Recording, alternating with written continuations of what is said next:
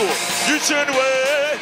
And I remember when you first walked me, you told me you didn't want to live like that day. And I could see it's not for me.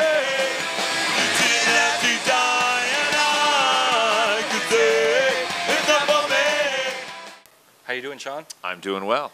And yesterday, what we were talking about, you just released a release that you haven't released anything in the last, what? It's been a couple of years, yeah. This would be the biggest release that we've ever done on BYO. It's a box set that's got a double LP, a DVD movie that's a 90-minute documentary on the label and the band and punk rock scene in LA, as well as a, this book, 100-page book. Yeah. The other thing with this documentary is that it shows a bit the LA scene. And interestingly enough, a lot of documentaries have been coming out recently depicting the punk scene, as punk is becoming more and more, has a history. Yeah.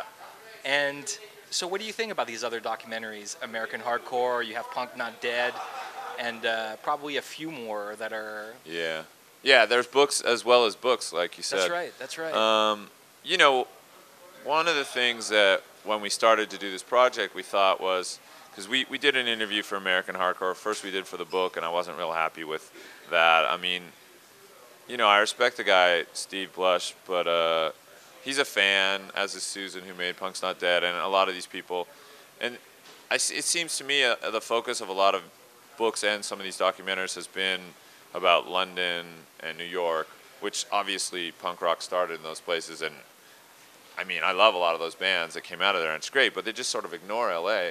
And really, LA was the birthplace of the sort of DIY attitude and has been the largest punk rock scene in the world since the early 80s. Continues to be today. I mean, there's no really anywhere else in the world you're going to get 4,000 or 5,000 kids going to punk rock shows on a consistent basis. So when I saw these other movies, I thought, well, you know, at least American Hardcore and Punk's Not Dead talked a bit about LA, but it was made by people that weren't from LA. And so all they knew was what they would hear from other people. We were there. We were part of it, and we thought, we got to tell our story. And I think a lot of people don't know about it. The people in LA and Southern California that were there know about it, but there's a whole bunch of kids around the world that don't. And if you watch Another State of Mind, which a lot of people have, you get a sense of what we were doing. So we figured, well, you know, maybe it's time for us to tell the story and not sit around and wait for other people to tell it, because it's best to come from the horse's mouth, I guess, right? Yeah. What does punk rock mean to you? To me, punk rock is a way of life. You know, it's more than just the music. It's a lifestyle. It's just about thinking for yourself and trying to change things. That's what that's been our philosophy since the beginning. Have you always been that type of person who was always kind of, I guess, rebellious in the sense that you wanted to think for yourself, or there were elements in your life that made you go, no, wait, I have to... Yeah, I think, well, I mean, I'm the oldest of 4 brothers, and I think being the oldest brother, that pushes you to sort of, I don't have anybody's footsteps to follow in, so it kind of gave me a push, I guess. And then my parents have always been, well, especially my father and my grandfather have always, you know, told me and my brothers to just do whatever it was that makes you happy. My father was a doctor when we were growing up in Toronto, and he got bored of being a doctor. And I mean, you know, the kind of work you have to put in to become a doctor, university residency, all that. And then he just got bored and said, I don't want to do this anymore. And he started writing, because that's what he really liked to do. So he started writing for TV, got some jobs at CBC. And from the success of that, he started getting jobs in LA, and he was flying to LA, and he was writing for shows in the 70s like Mod Squad and Ironside and some other. Then he started doing TV movies, but we ended up moving the whole family out there in 1970. And that's pretty inspiring right there. I mean, if that's the kind of role model you have to look up to. And he's always said, just do what you want to do. If you want to go to school, go to school. If you want to travel, whatever makes you happy, you should just do it.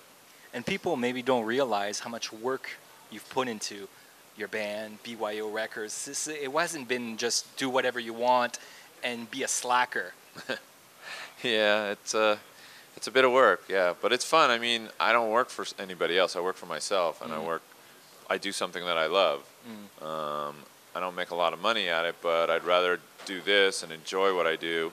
And especially, I make my own hours. I mean, it's a lot of work. You do a lot of hours a lot of times, but if the surf comes up, I can go surfing. I don't have to report at 8 to 5 for some job that I really don't like to do. So that's one of the advantages. I mean, working for yourself, it's a lot more work, but I think it's pretty rewarding. Yeah. This song is not about, well, it is. If you have a shitty job, this song's for you. I feel for you, man. I'm lucky enough to be able to travel the world and have a party everywhere I go with people like you. It's a wonderful thing.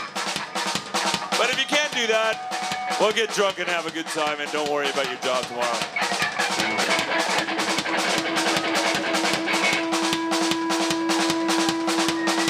Woke up, hung like thunder break. Oh, where I live.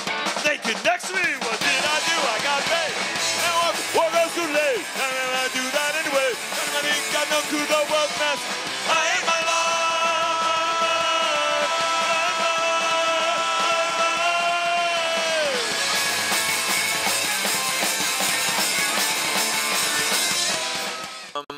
You know, the thing that's amazing to me about punk rock, and I think it's just, obviously the internet makes communication so much easier, which is a great thing. We got a lot of kids coming to our shows.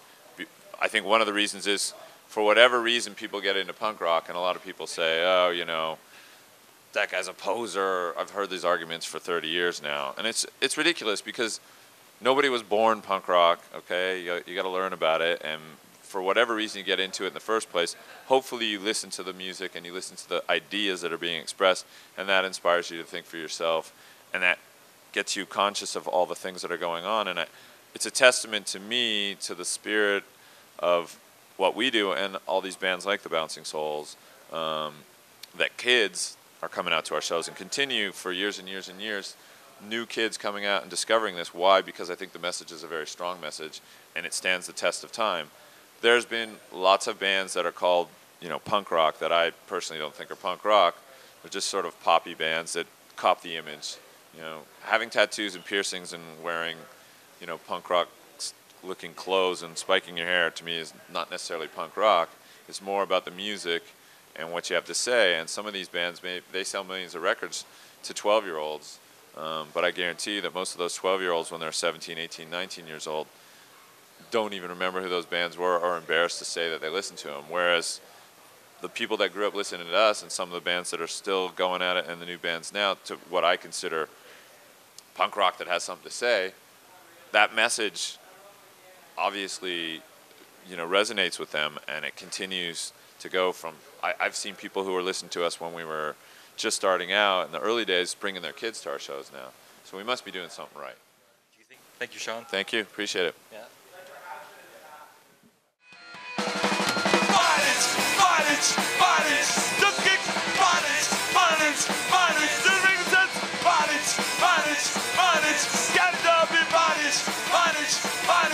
Do you want to violence? Violence, violence, violence, violence, violence, violence, violence, violence, violence,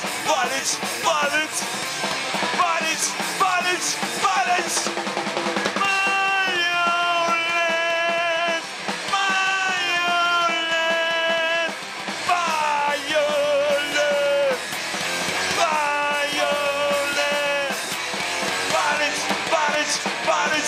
Violence, violence, violence, violence, violence, violence.